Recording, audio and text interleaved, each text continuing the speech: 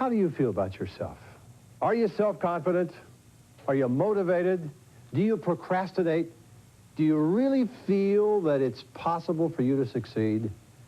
You stay with us, because during the next few minutes, right here on this program, we're going to show you how you can program yourself for success on this edition of Everybody's Money Matters. Do you dream of being independently wealthy, enjoying the good life, traveling to exotic places, living in a luxurious home? If these are things you'd like to do, you need to be a part of Everybody's Money Matters. Live from Hollywood, welcome to Everybody's Money Matters, your program for edutainment. Starring America's foremost expert in real estate, Tony Hoffman, and yours truly, Bob Braun. On tonight's show, program yourself for success by using subliminal programming with Joe Land, a show you don't want to miss. And now your host and the author of How to Negotiate Successfully in Real Estate, America's foremost negotiator, here's Tony Hoffman. Hi, Bob. Hi, everybody. I am so excited about tonight's show. We've got Joe Land with us, and I'll tell you, the subliminal tapes, I don't want to steal all the thunder, but some people have seen Joe on the show before. But it's so exciting what Joe is going to be telling you about how our mind can really tell us what we should be doing if we'll only give the right messages to our mind. I mean, look what it's done for me and my weight loss. We'll talk more about that later. Absolutely, and I want to tell you how important we feel this show is. We are not going to interrupt the body of this program with any commercial. We would like, however, to suggest to you that you have paper and pen or pencil ready, because at the conclusion of Joe Land's talk, we're going to give you a special phone number and a special address so that you can program yourself for success. It's exciting, and when you think about the concept, I saw it work on you. Oh, it certainly did. And tonight he's going to talk about that. Tony, how did he happen to get involved in this? Well, Joe was a national real estate lecturer. And he was with, because I've seen him out there with me on the National Superstar Tour, and he was so enthusiastic, and people were buying his home study courses. And then he got very discouraged about it because people weren't following through. They just weren't applying what we knew worked. They weren't going out and applying it. They were just dying on the vine. And so he said, there's something else, there's something missing, and that's what led him to subliminal tapes. So he got involved in this success program for motivating people and making people have more self-confidence. As a matter of fact... Well, first he did it for himself. I know. Then he started telling other people. So when he's talking from personal experience. We're talking about positive thinking. We're talking about attitude. We're talking about anything you want out of life through the use of the subliminal mind. Well, Tony, one of the things you'll talk about is communicating. It's what you do, it's what I do. You could not always do that, neither could I. But Joe Land can show you how you can. Without further ado, Tony? Here's Joe Land in seminar. Thank you. Thank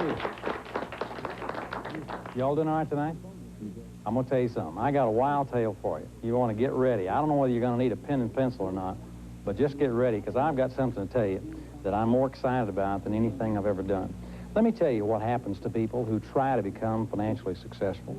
People go to real estate seminars, and they spend 2 days. They go home. They don't need a car to ride home, and those folks are convinced that for the first time, the reality of them living in the posh end of town, having the things they'd really like to have, having the last frontier freedom, the financial freedom, the freedom to have the money to do whatever it is you want to do, can be theirs. And so they call that first for sale by owner the next morning and make an appointment to look at that first property. And I'll tell you, those of you who've been to those courses can relate to what I'm talking about. You make that appointment, and then after work, when it comes time to go over and see that property, they get in their car, and on the way over there, the biggest enemy that ever faces them in their real estate investing career rears its ugly head and stops 90% of them dead in their tracks. You know what it is? Let me tell you what it's not. It's not anything big enough that it ought to stop them. I mean, the highway patrol does not pull them over and say, okay, get your hands on the hood. We think you're trying to buy real estate. That doesn't happen. It's a little bitty, teeny, tiny voice. It says, you ain't no real estate investor. Who you trying to kid? You're the same guy you were last Friday, except that you're $400 poorer because you gave that $400 to that real estate outfit. And you know, the problem is not that everybody hears the voice, because everybody really does. The problem is Most of them respond to it. 90% of them respond to it by saying, and I thought I was a real estate investor. See, here's the problem. In order to become a real estate investor, you got to go act like a real estate investor. You got to do the things that a real estate investor does. But people somehow can't rake up the courage to act like a real estate investor if they're not one. And so they can't become one until they act like one. They can't act like one until they become one. It's catch-22. And there isn't any way they're going to get out of it. You see, they got to understand, people have to understand the problem is here. Why do some people win and some people lose? Why do some people make good decisions? Why do some people make bad decisions?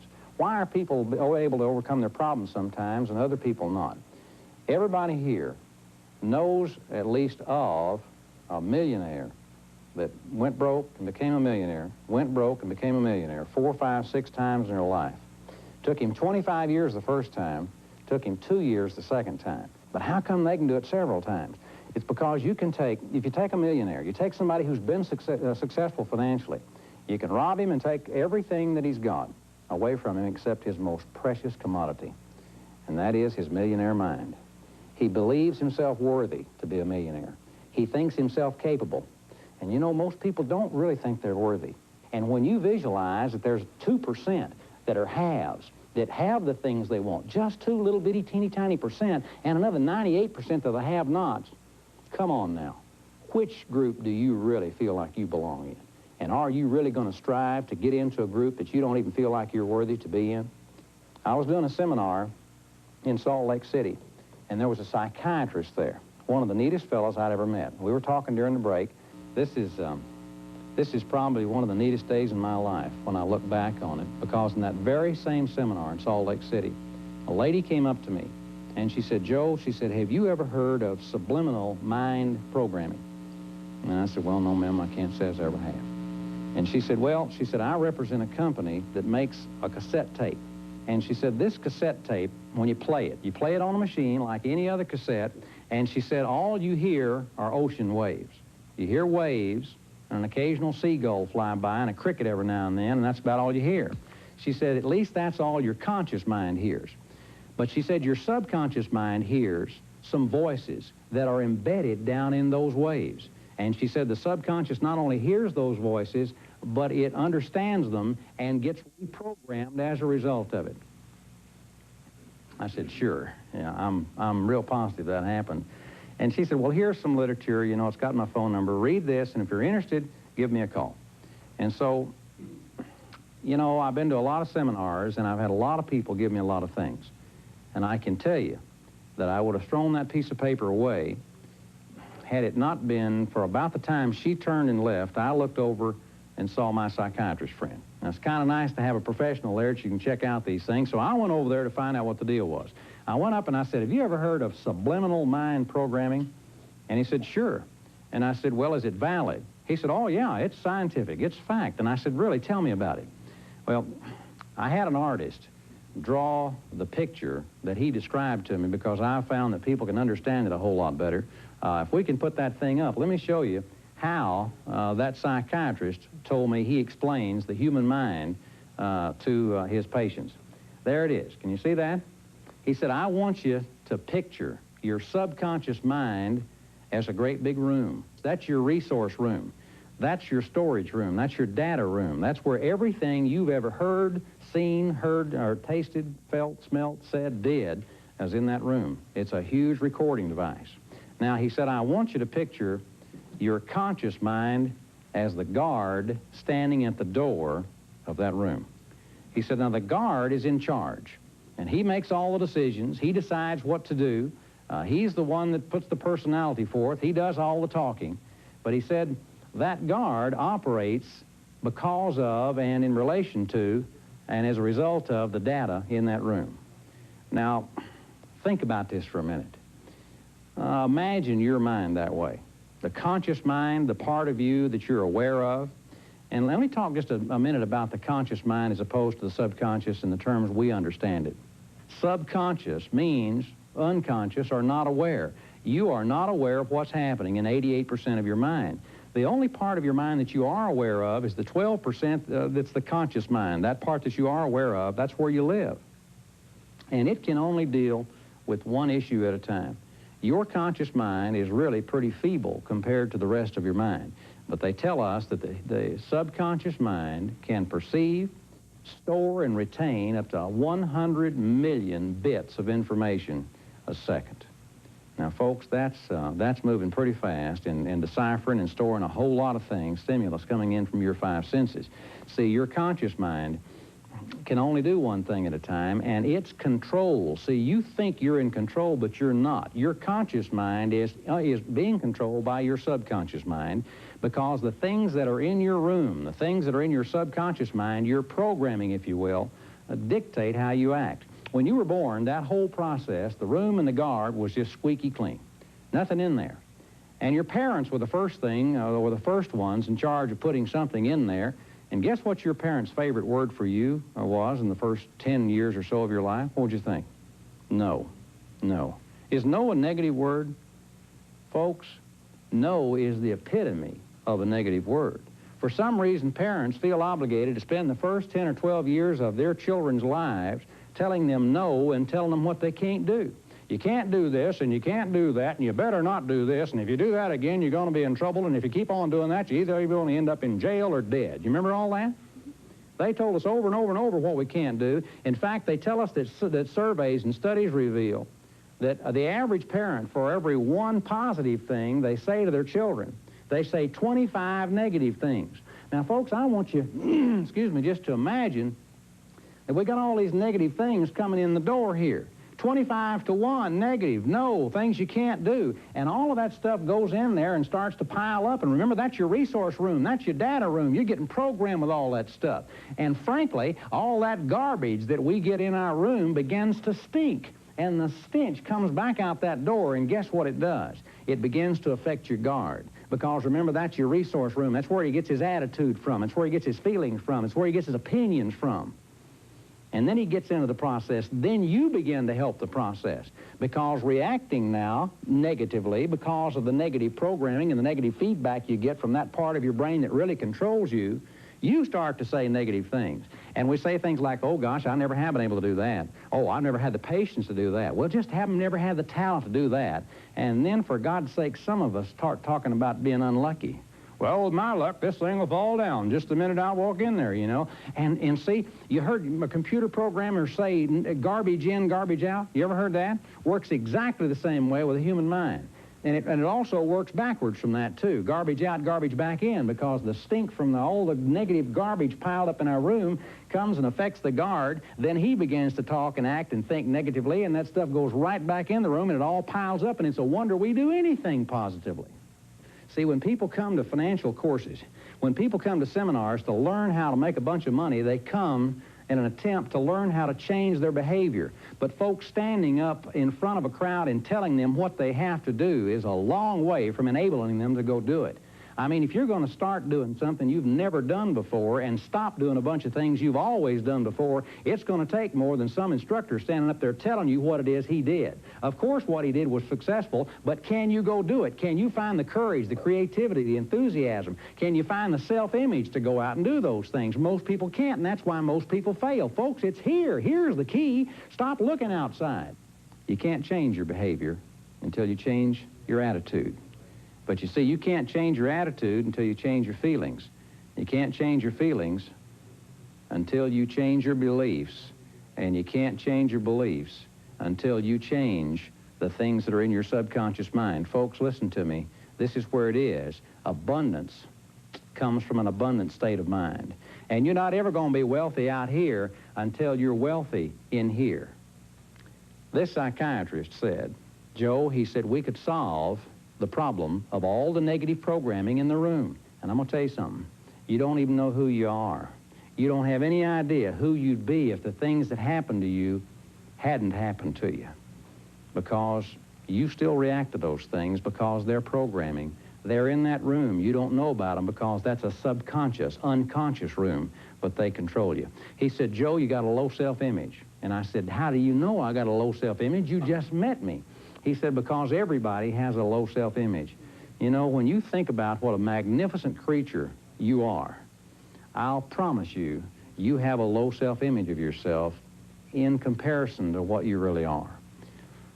And let me tell you how I know. I've had enough of the darkness of my view of myself lift off me that I can see enough light that I can tell you, folks, it's a glorious life if you can just feel good about yourself. And most of us have felt bad about ourselves so long, and it's been such a gradual process that we're not even aware of our low self-image. And he said, Joe, you got a low self-image. You don't think as much of yourself as you should. He said, I could set you down, Joe. He said, now, we'll never get rid of the negative things that are in your room. They're there forever. It's a storage device, and they'll always be there.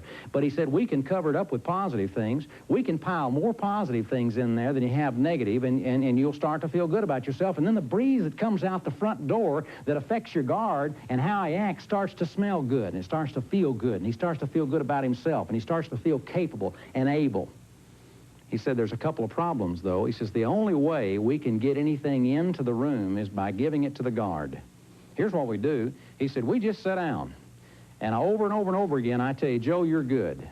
Joe, you're as good as anybody else. Joe, if someone else did it, you can do it. You're unique. You're a human being. God made you, and God didn't make any junk. And he said, we can say all of that stuff we want to, but he said, I've got to say it literally millions and millions of times because you've got years and years and years worth and millions of negative suggestions in your mind that have taken their toll. And he said, you put a bunch of them in there. God, every time you think and talk negatively instead of positively. He said, well, we could do that. He said, one of us is going to get tired after 6 or 8 months of me telling you how good you are over and over and over the same sentences, so we pile up those affirmations. But he said, that's not our biggest problem.